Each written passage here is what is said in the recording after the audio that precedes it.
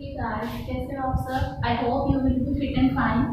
So students, अब तक हम वॉइस का टॉपिक कर रहे थे. वॉइस में हमने वो सेंटेंसेस कर लिए. इंटेरोगेटिव सेंटेंसेस हम कर चुके हैं. इंपेरेटिव सेंटेंसेस को कैसे चेंज करना that we have done, and affirmative sentences also, negative also. Now we will discuss about the sentences which contain double objects. Okay, some sentences are there. I have written on the whiteboard. Students, first sentence is he gave me some biscuits. यानी उसने मुझे कुछ biscuits दिए. ठीक है. कुछ students ऐसे होते हैं जो हिंदी में इसको ट्रांसलेट नहीं कर पाते हैं, तो उनके लिए ऑब्जेक्ट फाइंड आउट करने का बेस्ट मेथड क्या है कि वर्ब के बाद वाला जो पार्ट होता है वो ऑब्जेक्टिव पार्ट ही होता है. वर्ब के बाद. ठीक है.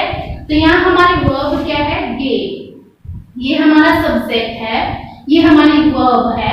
वर्ब के बाद वाला ऑब्जेक्टिव पार्ट होता है या फिर कॉम्प्लीमेंट होता है. तो ऑब्जेक्ट के बारे में और कॉम्प्लीमेंट के बारे में मैं आप लोगों को डिटेल से बता चुकी हूँ कि कैसे आपको ऑब्जेक्ट और कॉम्प्लीमेंट में डिफरेंस फाइंड आउट करना है. ठीक है. Now we will discuss about me some biscuits. यानी उसने मुझे कुछ बिस्किट्स दिए. I have already told you that we have to find out object by putting the question of what and whom. ठीक है. अगर हमें ऑब्जेक्ट पता करना है तो हम what और whom का क्वेश्चन पुट करते हैं. तो what और whom से हमें ऑब्जेक्ट पता चलता है. तो इसमें देखिए उसने मुझे कुछ बिस्किट्स दी. तो क्या दिए? what का क्वेश्चन हम पुट करेंगे. क्या दिए? कुछ बिस्किट्स. तो ये हमारा ऑब्जेक्ट हो गया. किसको दिए? मुझे दिए. तो ये भी ऑब्जेक्ट हो गया. तो कुछ सेंटेंसेस ऐसे होते हैं जिसमें डबल ऑब्जेक्ट होता है. तो उसमें कौन कौन से ऑब्जेक्ट्स होंगे? Direct and indirect object. तो आज हम डिटेल से पढ़ेंगे कि डायरेक्ट ऑब्जेक्ट कौन सा होता है और इनडायरेक्ट ऑब्जेक्ट कौन सा होता है. ठीक है. तो ऑब्जेक्ट्स के टू पार्ट्स होते हैं students, direct and indirect. Direct object क्या होता है? वो या तो कोई पर्सन होगा या फिर कोई थिंग होगी, चीज होगी. डायरेक्ट ऑब्जेक्ट या तो कोई पर्सन होगा, इंसान होगा, या फिर कोई चीज होगी, थिंग होगी. और इनडायरेक्ट ऑब्जेक्ट सिर्फ पर्सन ही होगा. ठीक है. सेकंड थिंग, एक तो आइडेंटिफिकेशन ये हो गई कि कैसे हमें डायरेक्ट और इनडायरेक्ट को पहचानना है. सेकंड थिंग, आप क्वेश्चन कीजिए डायरेक्ट ऑब्जेक्ट के लिए व्हाट का क्वेश्चन कीजिए और इनडायरेक्ट ऑब्जेक्ट के लिए whom का क्वेश्चन कीजिए. ठीक है. तो इन दोनों चीजों से हम डायरेक्ट और इनडायरेक्ट ऑब्जेक्ट्स को फाइंड आउट कर सकते हैं. तो हम इस सेंटेंस में देख लेते हैं. He gave me some biscuits. उसने मुझे कुछ बिस्किट्स दिए. फर्स्ट थिंग हम अप्लाई करते हैं कि डायरेक्ट ऑब्जेक्ट में पर्सन होगा या फिर थिंग होगी. तो डायरेक्ट ऑब्जेक्ट पर्सन क्या है? मी भी है. और थिंग सम बिस्किट्स है, नहीं पता चला तो हम व्हाट का क्वेश्चन कर लेते हैं. क्या? डायरेक्ट ऑब्जेक्ट के लिए हमें क्या का क्वेश्चन करना है? क्या? उसने मुझे कुछ बिस्किट्स दिए. क्या दिए? कुछ बिस्किट्स. तो ये हमारा डायरेक्ट ऑब्जेक्ट है स्टूडेंट्स. डायरेक्ट ऑब्जेक्ट है. और किसको दिए? Indirect object. इनडायरेक्ट ऑब्जेक्ट हमेशा पर्सन ही होता है. तो मी यहाँ पर्सन है, तो ये हमारा क्या हो गया? Indirect object.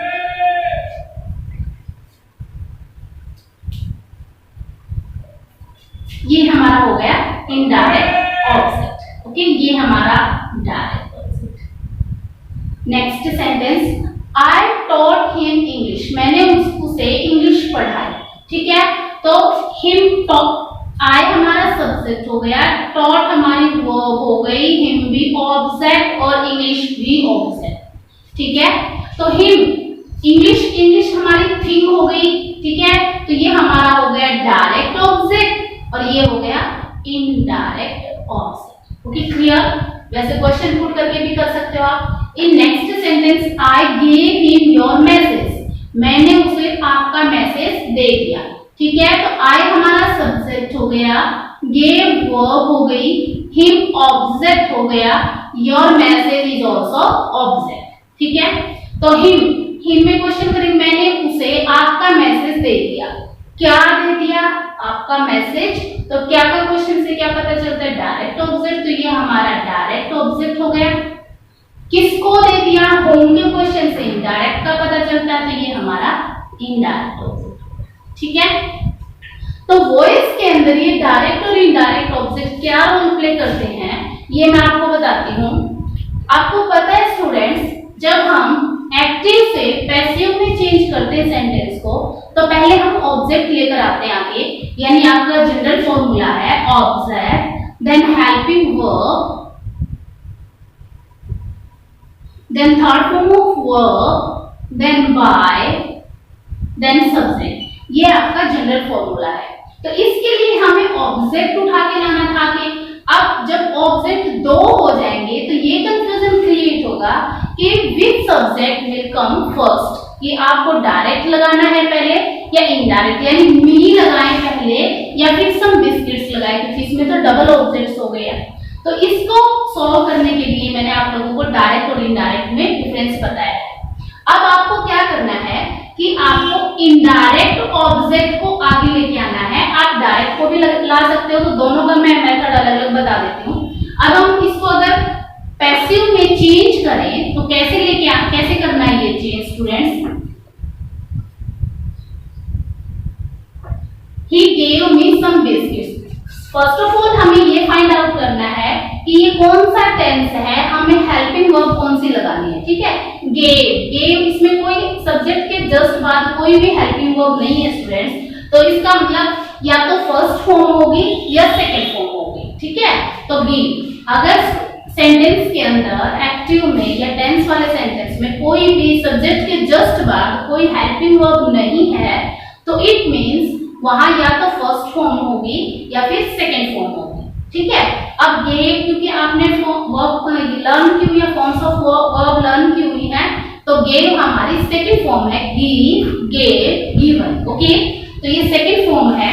तो जहां सेकंड फॉर्म होती है और फिर हमारा ऑब्जेक्ट हो गया, तो उसमें क्या हेल्पिंग वर्ब हमारी यूज होती है, वॉज वर्ब। ठीक है, अब हम ऑब्जेक्ट कौन सा लेके आएंगे, इनडायरेक्ट ऑब्जेक्ट्स को आप आगे लेकर आना, जो वर्ब के जस्ट बाद होता है इनडायरेक्ट ऑब्जेक्ट आगे आ जाएगा। ये जरूरी नहीं होता कि जस्ट बाद होता है, ये पीछे भी हो सकता है, डायरेक्ट आगे भी आ सकता है, इसमें कोई वो नहीं है। तो फिर आप आगे लेके आओगे आई, वॉज, फिर third form of verb I was given, फिर हमें डायरेक्ट ऑब्जेक्ट यहां वर्ब के जस्ट बाद लगाना है, some biscuits।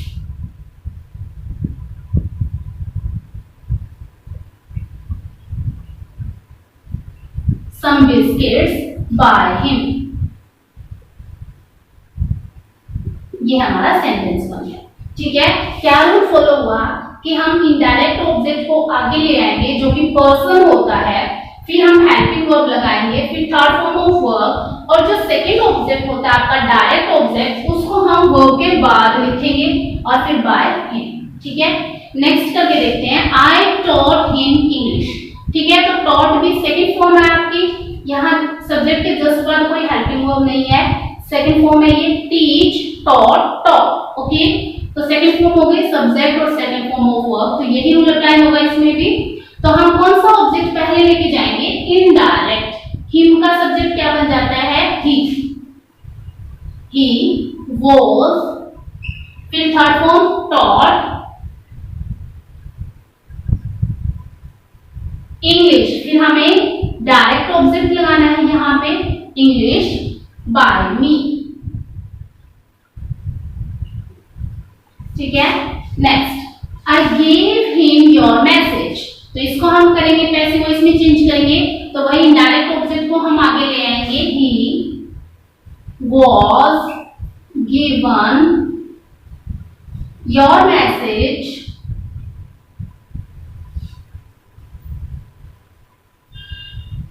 Bye me. ये हमारा हो गया। डबल ऑब्जेक्ट्स वाले रूल हमें ऐसे सेंटेंसेस अगर डबल ऑब्जेक्ट वाले होते हैं, डायरेक्ट और इनडायरेक्ट वाले, तो हम उसमें कहाँ डायरेक्ट लगाते हो, कहाँ इनडायरेक्ट। ठीक है, इस सेंटेंस में आप ऐसे भी कर सकते हो स्टूडेंट्स कि सम ऑब्जेक्ट्स को, सम बिस्किट जैसे डायरेक्ट ऑब्जेक्ट को आगे लाओगे तो ये कैसे बनेगा, ये भी रूल कर लेते हैं। ऐसा नहीं है कि अगर हम डायरेक्ट को आगे ले आएंगे तो रॉन्ग हो जाएगा। कैसे करेंगे, सम बिस्किट्स आगे कर लेते हैं, फिर क्योंकि सम बिस्किट्स प्लूरल सब्जेक्ट हो गया तो वर्ब गिवन अब जब हमें इनडायरेक्ट ऑब्जेक्ट यहाँ पुट करना है तो उससे पहले हम टू लगा देते हैं, बस यही डिफरेंस है। टू मी बाय हिम, यानी अगर आप इनडायरेक्ट ऑब्जेक्ट को आगे लेकर आते हो, सब्जेक्ट की प्लेस पे पुट करते हो, तो डायरेक्ट ऑब्जेक्ट आपका सीधा आ जाएगा, यहाँ पे कोई प्रेपोजिशन ऐड करने की जरूरत नहीं है। लेकिन अगर आप डायरेक्ट ऑब्जेक्ट को आगे लेकर आते हो तो वर्ब के बाद जब इनडायरेक्ट ऑब्जेक्ट आप लगाते हो तो टू लगाना पड़ेगा, टू मी बाय हिम। ठीक है, ये दोनों सेंटेंसेस सही है।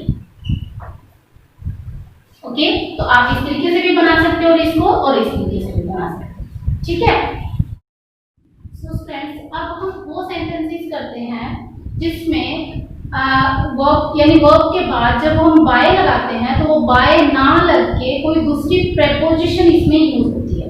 देखो, certain verbs take fixed preposition after them that replaces the by of by plus subject, यानी कुछ verbs ऐसी होती हैं जिनके साथ फिक्स प्रेपोजिशन ही लगती है और वो by को हटा देता है। ठीक है, कैसे? जैसे मैं एक सेंटेंस बनाती हूँ, I know him। ठीक है, I हमारा सब्जेक्ट हो गया, नो हमारी वर्ब हो गई, यहाँ कोई भी हेल्पिंग वर्ब नहीं है इसके बीच में। ठीक है, हिम हमारा ऑब्जेक्ट हो गया। अब मैंने बताया आप लोगों को, अगर सब्जेक्ट के जस्ट बाद कोई हेल्पिंग वर्ब ना हो और सीधे वर्ब हो तो वो या तो फर्स्ट फॉर्म होगी या सेकंड फॉर्म होगी। तो नो हमारी फर्स्ट फॉर्म है, नो, न्यू, नोन। ओके, तो ये हमारी फर्स्ट फॉर्म है। अब सब यहाँ ये subject plus first form of verb plus object, ये कौन से टेंस का रूल होता है? प्रेजेंट इंडेफिनिट का होता है। उसमें एस भी लगता है, लेकिन वो कंडीशन ये होती है, अगर सब्जेक्ट हमारा सिंगुलर होता है तो एस लगता है, अगर सब्जेक्ट हमारा प्लूरल होता है तो नहीं लगता। ठीक है, तो ये हमारा प्रेजेंट इंडेफिनिट का है, तो उसको हम कैसे चेंज करते हैं? पहले हम ऑब्जेक्ट आगे ले आते हैं, हिम। हिम का सब्जेक्ट हम बना देंगे ही, फर्स्ट फॉर्म है तो इज है, हमारे में से एक लगाएंगे तो इज हमारी हेल्पिंग वर्ब, फिर third form of verb non. अब स्टूडेंट्स यहाँ बाय लगता है अकॉर्डिंग टू द फॉर्मूला, लेकिन हम यहाँ बाय ना लगा के टू लगाएंगे। क्यों? क्योंकि नो के साथ फिक्स प्रेपोजिशन हमारी टू होती है, टू मी। ठीक है, ये ध्यान रखना है आपको। और इस तरह के सेंटेंसेस बहुत बार आते हैं कॉम्पिटिटिव एग्जाम्स वगैरह में आते हैं, कंफ्यूज करने के लिए हम क्या करते हैं, इसके साथ बाय ही ऐड कर देते हैं फ्लो के अंदर, क्योंकि हमें पता होता है कि बाय ही लगता है पैसिव वॉइस में। लेकिन कुछ वर्ब्स ऐसी होती हैं जिनके साथ फिक्स्ड प्रेपोजिशन होती है, वो आपको लर्न करनी है और ध्यान भी रखना है उनका। नेक्स्ट है, जैसे दिस बॉक्स कंटेन्स 10 सिगार्स, यानी इस बॉक्स में 10 सिगार्स हैं। दिस बॉक्स हमारा सब्जेक्ट हो गया, कंटेन्स हमारी वर्ब हो गई, फर्स्ट फॉर्म है, उसके साथ एस लगा हुआ है, और 10 सिगार्स हमारा ऑब्जेक्ट हो गया। ठीक है, तो हम लिख के आएंगे इसको आगे, 10 सिगार्स। सिगार प्लूरल में हो गया तो are, contained third form of verb, फिर हम इसके साथ प्रेपोजिशन लगाएंगे इन दिस बॉक्स। यहां हम बाय नहीं लगाएंगे। ठीक है, तो मैंने कुछ वर्ब्स लिखी हैं आपकी जिनके साथ फिक्स प्रेपोजिशन होते हैं, आप उनको लर्न कर लीजिएगा और फिर आपको प्रॉब्लम नहीं आएगी। जैसे नो के साथ टू होता है, सरप्राइज के साथ एट भी होता है, बाय भी होता है। एट कब होता है? सरप्राइज मीन्स हैरान होना, जब हम ऐसी चीज पर हैरान होते हैं जिसकी हमें उम्मीद ही नहीं थी, एक्सपेक्ट ही नहीं कर रहे थे कि ऐसा भी हो जाएगा। ठीक है, तो वहां हम एट लगाते हैं, अदरवाइज बाय ही लगता है इसके साथ। ओके, अमेज एट होता है, एस्टोनिश भी हैरान होता है, एट होता है। वेक्स नाराज होना होता है, इसके साथ भी एट लगता है। एनोय भी नाराज होना होता है। अगर हम किसी पर्सन से नाराज हैं तो विद लगेगा, अगर हम किसी चीज से नाराज हैं तो एट लगेगा। ठीक है, कंटेन इन होता है, एम्बॉडी इन होता है, डेकोरेट विद होता है, fill with, ornament with, tire थक जाना जो होता है, ऑफ, इंगल्फ इन। तो ये कुछ वर्ड्स होते हैं जिनके साथ फिक्स्ड प्रेपोजिशन होती है, आप लोग लर्न कर लीजिए और फिर आपको कोई प्रॉब्लम नहीं आएगा।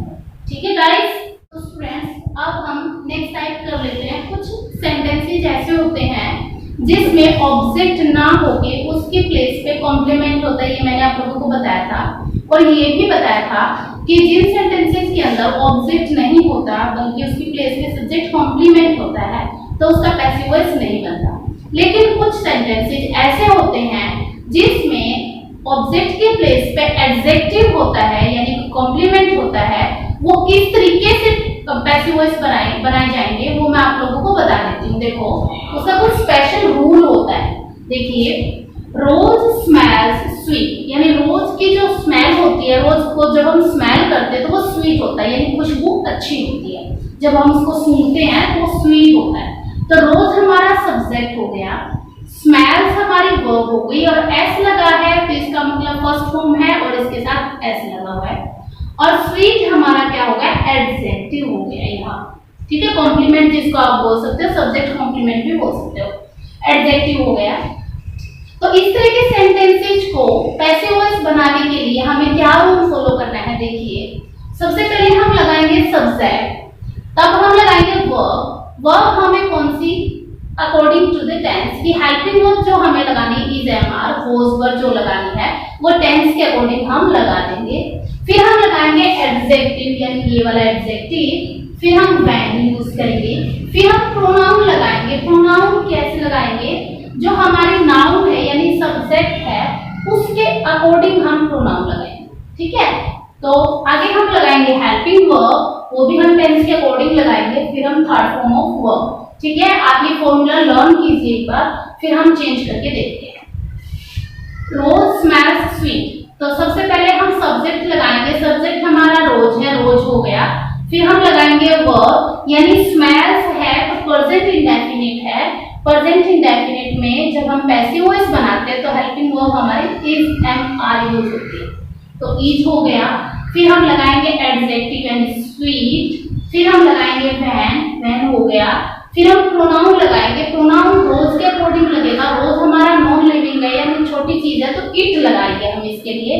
अगर कोई पर्सन होता है, मेल होता है तो ही लगा देते हैं, फीमेल होता है तो शी लगा देते हैं, इट। फिर हम लगाएंगे हेल्पिंग वर्ब इज, इसके साथ थर्ड फॉर्म ऑफ वर्ब हमें लगानी है, तो स्मेल हमारी वर्ब है तो स्मेल। ठीक है, नेक्स्ट सेंटेंस और देख लेते हैं। कुनीन टेस्ट बीटर, यानी कुनीन जो मेडिसिन होती है, टैबलेट होती है, उसका टेस्ट कड़वा होता है, तो उसको हम कैसे चेंज करेंगे। देखो, हमने सबसे पहले लगाया सब्जेक्ट, हमारा सब्जेक्ट कुनीन है, इसलिए सब्जेक्ट हमारा कुनीन हो गया। टेस्ट हमारी first form of verb plus S है, बीटर हमारी एडजेक्टिव हो गया। ठीक है, कड़वा होते सवाल, तो कुनीन हमारा सब्जेक्ट हो गया। फिर हम वर्ब लगाएंगे, क्योंकि हमारी फर्स्ट फॉर्म ऑफ वर्ब है तो इज एम आर में से एक लगेगा, तो कुनीन सिंगुलर सब्जेक्ट है इज। फिर हम लगाएंगे एडजेक्टिव बीटर, फिर हम लगाएंगे व्हेन, फिर हमें लगाना है प्रोनाउन। प्रोनाउन हमारा सब्जेक्ट के अकॉर्डिंग, तो कुनीन हमारी नॉन लिविंग थिंग हो गई है तो इसलिए हम इट लगा देते हैं इसकी प्लेस पे। फिर हम हेल्पिंग वर्ब इज ही लगेगा, सेम यहाँ रहेंगी वर्ब्स और हेल्पिंग वर्ब्स इज। फिर हम लगाएंगे third form of verb taste की third form tasted. Now next sentence, those mangoes tasted sour, यानी उन मैंगोज का स्वाद जो था वो खट्टा था। तो इसको हम कैसे करेंगे चेंज। सबसे पहले हम सब्जेक्ट लगाएंगे, तो दोज मैंगोज हमारा सब्जेक्ट हो गया, टेस्टेड हमारी वर्ब हो गई और सॉर हमारा एडजेक्टिव हो गया। अब टेस्टेड हमारी सेकंड फॉर्म ऑफ वर्ब है, सेकंड फॉर्म ऑफ वर्ब, तो हम दो मैंगोज सब्जेक्ट लगा देंगे। तो क्योंकि हमारी सेकंड फॉर्म आई थी तो गोज वर हेल्पिंग वर्ब लगेंगी। यहाँ हमारे दोनों सेंटेंसेस में फर्स्ट फॉर्म ऑफ वर्ब थी तो इज एम आर लग गया हमारा। फिर हम लगाएंगे एडजेक्टिव सोर हो गया, व्हेन रूल के अकॉर्डिंग। अब हम प्रोनाउन लगाएंगे। प्रोनाउन किसके अकॉर्डिंग लगता है, सब्जेक्ट के अकॉर्डिंग। इन दोनों सेंटेंसेस में रोज और कुनीन हमारा नॉन लिविंग में काउंट हो जाता है तो इट लगा दिया हमने यहाँ पे, इट और इट। अब दोज मैंगोज, वे मैंगोज ज्यादा हो गए हैं तो इट का प्लूरल क्या होता है, दे। ठीक है, ही शी इट, इट एक होता है, शी और ही भी एक एक ही होते हैं। ही एक पर्सन, शी एक फीमेल और इट एक नॉन लिविंग थिंग या छोटा क्रिएचर जो होते हैं, छोटे छोटे जीव होते हैं, उनके लिए हम इट यूज करते हैं। इन सब का प्लूरल दे होता है। तो दोज मैंगोज बहुत ज्यादा हो गए इसलिए हम दे लगा देते हैं। फिर हम वर लगाएंगे सेम यहाँ पर, और फिर third form of verb test unit. ठीक है गाइस, तो इस तरह के सेंटेंसेस आपसे बहुत ज्यादा पूछे जाते हैं, आपकी नॉलेज को देखने के लिए भी कितनी नॉलेज है इसको, या फिर इस तरह के एग्जाम्स में भी, कॉम्पिटिटिव एग्जाम्स में भी बहुत आते हैं। तो इस तरह के सेंटेंसेस के रूल को अच्छे से लर्न कीजिए और फिर उसको पैसिव वॉइस में चेंज करने की कोशिश कीजिए। ठीक है स्टूडेंट, अब स्टूडेंट्स कुछ सेंटेंस को किस तरीके से बनाते हैं, या फिर जो पर्सन जिस काम को करता है वो, जैसे कि टीचर टीचिंग इंग्लिश, या फिर सॉरी टीचर टीचिंग अस, हमें पढ़ाता है तो टीचर ही पढ़ाएगा आप लोगों को, टीचर का काम है पढ़ाने का। तो वहां जब हम ऑब्जेक्ट की प्लेस पर लेके जाते हैं तो उसकी कोई नेसेसरी नहीं होती, कोई जरूरत। तो फ्रेंड्स कुछ सेंटेंसेस ऐसे होते हैं जिसमें हमें बाय के बाद सब्जेक्ट लगाने की कोई जरूरत नहीं होती है। वो सेंटेंसेस कैसे होते देखते हैं। फर्स्ट सेंटेंस है जैसे पुलिस अरेस्टेड हिम, पुलिस ने उसे अरेस्ट कर लिया। ठीक है, उसे अरेस्ट किया। तो पुलिस का काम ही अरेस्ट करना होता है, तो इसलिए हम बाय के बाद, क्योंकि पर्टिकुलर एक्शन पुलिस ही अरेस्ट कर सकती, कोई और दूसरा पर्सन नहीं कर सकता, इसलिए हम यहाँ पर सब्जेक्ट की प्लेस पे पुलिस नहीं लगाएंगे। तो इसको हम कैसे करेंगे स्टूडेंट्स, देखो पुलिस हमारा सब्जेक्ट हो गया, अरेस्टेड हमारी वर्ब हो गई, और ये है सेकंड फॉर्म ऑफ वर्ब, और हिम हमारा ऑब्जेक्ट हो गया। ठीक है, तो हम इसको करेंगे, तो सबसे पहले ऑब्जेक्ट लगाएंगे, हिम का ही बन जाएगा, फिर क्योंकि सेकंड फॉर्म ऑफ वर्ब है तो वाज, फिर third form arrested, by police लगाने की कोई जरूरत नहीं है, ही वाज अरेस्टेड, उसे अरेस्ट कर लिया गया, बस इतना ही काफी है। ये जरूरत नहीं है पुलिस लगाने की, क्योंकि पुलिस का ही काम अरेस्ट करने का होता है। सबके अपने अपने जिसके पर्टिकुलर काम होते हैं उसको हम शो करने की जरूरत नहीं होती। तो ये हो गया हमारा sentence complete. Next, people speak English all over the world, यानी लोग सारे संसार में इंग्लिश बोलते हैं। ठीक है, तो बोलने का काम लोगों के द्वारा ही किया जाता है, तो यहाँ भी हम पीपल को अवॉइड कर देंगे, सब्जेक्ट की प्लेस पे नहीं लगाएंगे। तो कैसे बनाएंगे, इंग्लिश, हम ये उठाएंगे ऑब्जेक्ट हमारा इंग्लिश इज, क्योंकि फर्स्ट फॉर्म ऑफ वर्ब है, English is spoken all over the world.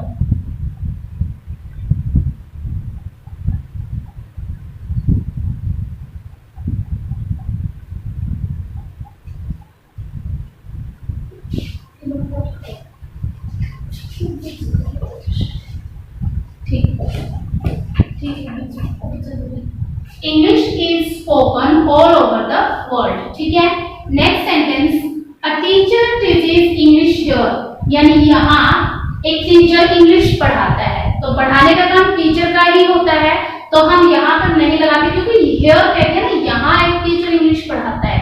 तो अगर ये होता है कि टीचर हमें इंग्लिश पढ़ाता है, इस तरह की ये टीचर हमें करता है, तो कोई जरूरत नहीं थी, फिर हम टीचर लगा देते सब्जेक्ट की प्लेस पे। अब ये कहते हैं एक टीचर यहाँ इंग्लिश पढ़ाता है, तो पढ़ाएगा तो टीचर ही ना, उसका पर्टिकुलर काम होता है। तो हम इसको कैसे करेंगे, इंग्लिश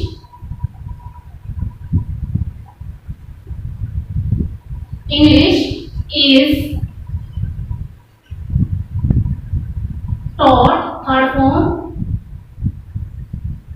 taught here, यहाँ इंग्लिश पढ़ाई जाती है। ठीक है, next sentence, no one desire rights, यानी कि कोई भी दंगों की इच्छा नहीं करता है, तो राइट्स यानी दंगे होते हैं, तो राइट्स हम लगा देंगे। डिजायर है फर्स्ट फॉर्म में, राइट्स बहुत ज्यादा हो गए, are not desired. Next, I will not tolerate this nonsense, यानी मैं इस नॉनसेंस को, इस बकवास को सहन नहीं करूंगी। तो इस तरह के सेंटेंसेस, दिस नॉनसेंस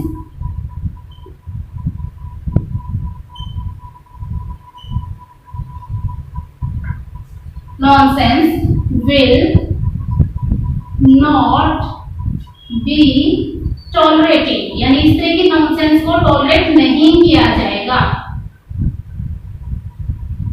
ये हमारा हो गया। Next, the cleaner cleaned the room, यानी क्लीनर ने, जो क्लीन करने वाला है, उसने रूम साफ किया। तो वही करेगा साफ, क्लीनर ही करेगा। तो हम इसको कैसे बनाएंगे, द रूम, सेकेंड फॉर्म है तो वॉज क्लीन, बस इतना ही बना देंगे कि रूम को क्लीन कर दिया गया। ठीक है, तो इसमें हमने बाय के बाद सब्जेक्ट नहीं लगाया, इस तरह के सेंटेंसेस होते हैं, तो इनका ध्यान रखना कि जो पर्टिकुलर पर्सन के द्वारा ही किया जाता है तो फिर वहां पर हमें सब्जेक्ट लगाने की रिक्वायरमेंट नहीं होती है। तो गाइस, यहाँ हमारा वॉइस का जो टॉपिक था वो लगभग कंप्लीट हो गया है। जो टाइप और रहता है उसको मैं बाद में करा दूंगी। तो ये हमारा टॉपिक बिल्कुल कंप्लीट हो गया है। अगर आप स्टार्टिंग की वीडियोस को देखोगे, धीरे धीरे मैंने स्टेप वाइज आप लोगों को करवाया है, बिल्कुल स्लो स्पीड में, और एक एक स्टेप करके एक एक चीज अच्छे से बताई है। तो अगर स्टार्टिंग से इस टॉपिक को देखोगे, लास्ट की वीडियोस तक पहुंचोगे, तो ये टॉपिक बिल्कुल क्लियर हो जाएगा आप लोगों को। फिर भी कोई डाउट है या फिर आपको कोई कुछ पूछना है तो आप कमेंट बॉक्स में मुझे कमेंट जरूर कर दीजिएगा। Okay, take care guys.